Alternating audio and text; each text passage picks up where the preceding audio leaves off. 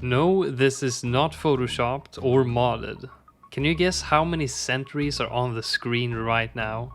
Pick one of these numbers and find out later if you were right. But first, let's talk about the sentry champion and how this is possible.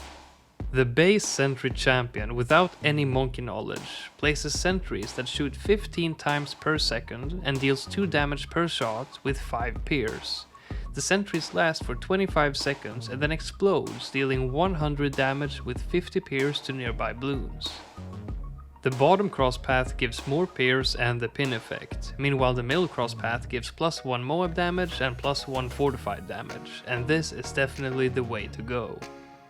The crazy thing about this tower is how it interacts with some attack speed buffs.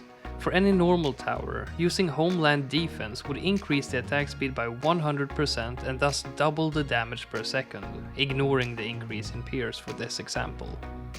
But using Homeland Defense on the Sentry Champion will increase its DPS by a lot more than 100%. This is because it will increase the attack speed by 100% both for the sentries themselves and the placement of the sentries.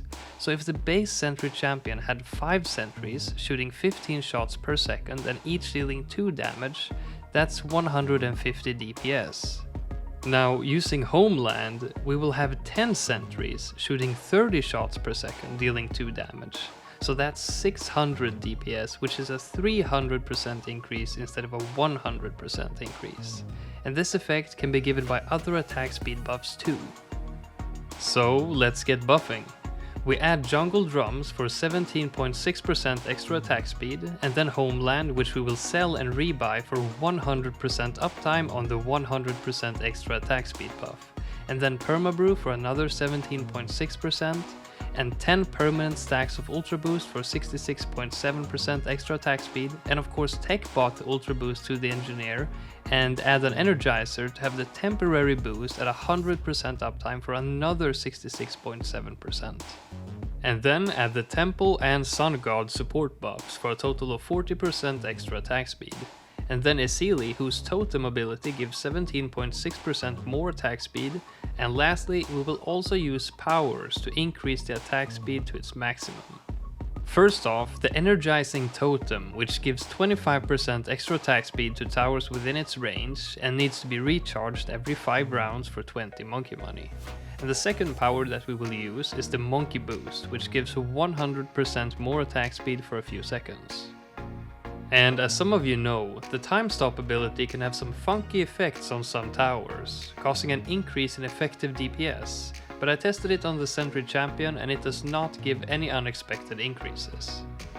On top of all this, we're also gonna turn on Monkey Knowledge. Especially important are these 3 ones, which will greatly increase the power of the tower. So that was quite a mouthful. Now let's see what it looks like when all those buffs are active and the tower is facing up against some bloons without the help of any debuffs.